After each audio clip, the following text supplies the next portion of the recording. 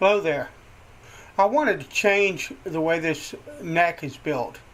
I just want to do something that's a bit different. So I have these two strips of maple, and then I have this strip of black cherry, and I'm going to basically laminate a neck blank together, and I'll make the neck out of this. I think it will look a lot better. It'll give it a unique kind of look. The first thing that I have to do is true up all the surfaces that are going to be mated together so that they mate up to each other really well, but also things cut, or things that are cut, like this plane is doing to the edges of these boards. They glue up a lot better if you have a fresh surface to glue to. So that's also a part of it. But I need to make sure that these stay square and that I get them straight, and I will check them often with the sun in the background. You see me checking it with a ruler now, and then as I go along, once I start getting the surfaces closer to where they need to be, I'll test them against each other and look along it to see if there are any gaps. You'll see me doing that here. I'll hold it up to the sun, and if there's a gap, the sun will shine through, which there is here right now in a couple of places. And then I'll just go back to the vise, back to the hand plane, and do what I have to smooth things out. Now you see me using my fingers on the edge of this board right now, and I'm trying to determine grain direction, because one of the things that I have a really hard time with still now, as long as I've been working with wood, is determining which way the grain is running. And that's important because you can get tear out and stuff like that from a hand plane if it's not adjusted finely enough, if you're going in the opposite direction to the way that the grain runs. So right now I'm just freshening up this surface, running a plane along it to square it up and make it straight so that I can join it to that piece of black walnut.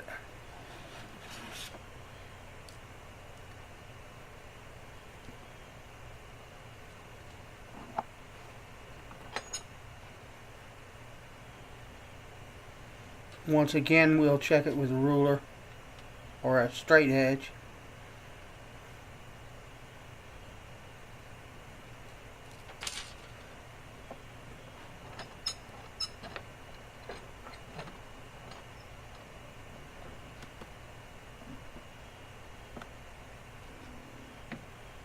Now there was a gap in the center.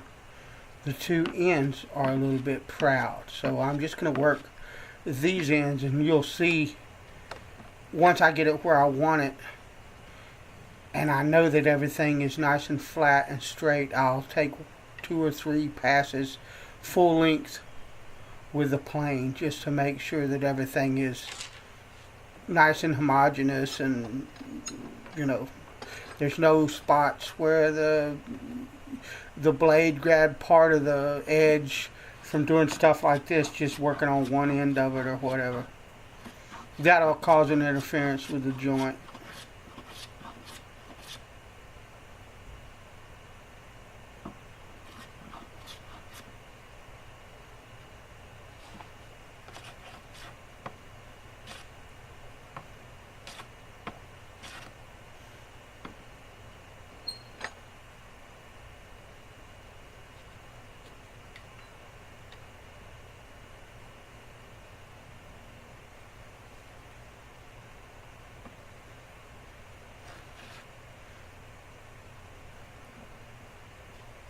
And here you see me taking those 2 or 3 or more full-length passes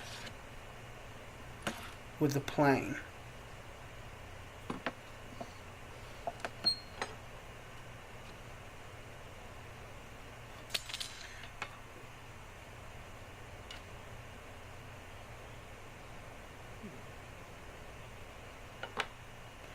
And we'll look at the next one and do whatever it is we have to do with the plane to mate it up so that I can join these surfaces together. So it goes back in the vise and I work on it till I get it right.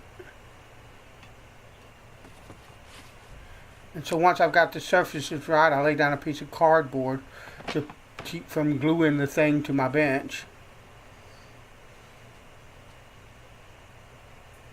And we're going to just put some glue on the surfaces and clamp them together to create a neck blank.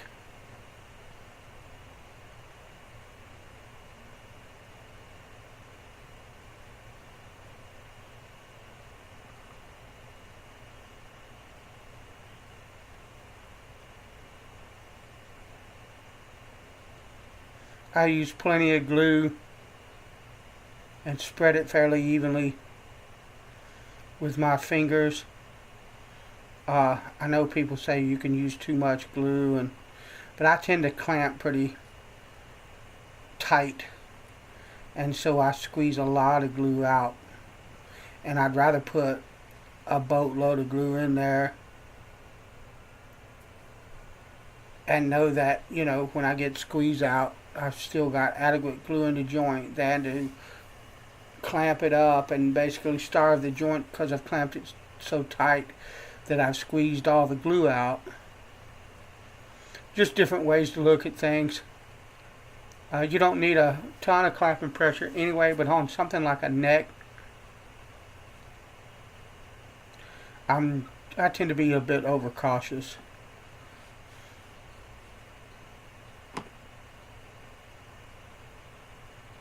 And I just use the board to kind of spread the glue around, and now I'm gonna have to do this other edge.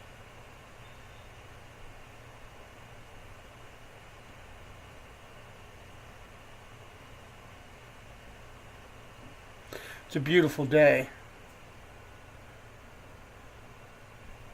I really have enjoyed building this guitar, working out here on this bench outside in the sun. Just a wonderful place to work. When it's rainy and windy and snowy and stuff like that, it isn't all that great, but you know, you take the good with the bad. Pretty much.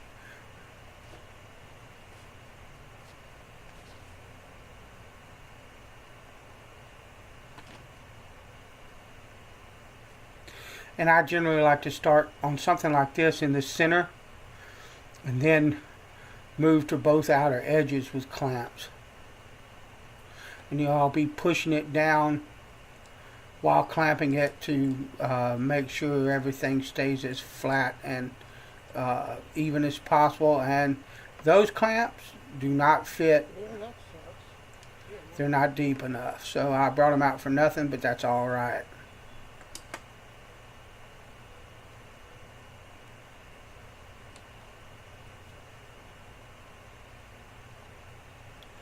We'll move to something else.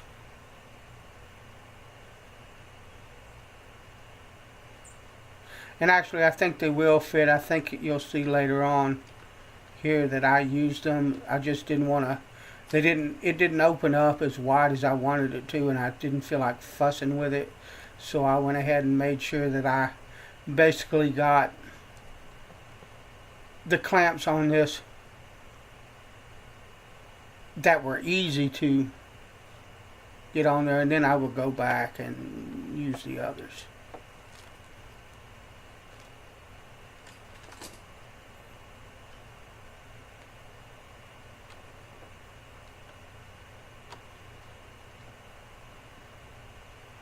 But I think this is going to be a beautiful neck. Then you see I got a boatload of clamps on there. And no, I didn't use any of them. It doesn't look like. But that's alright. But that's it. I'll talk to you later.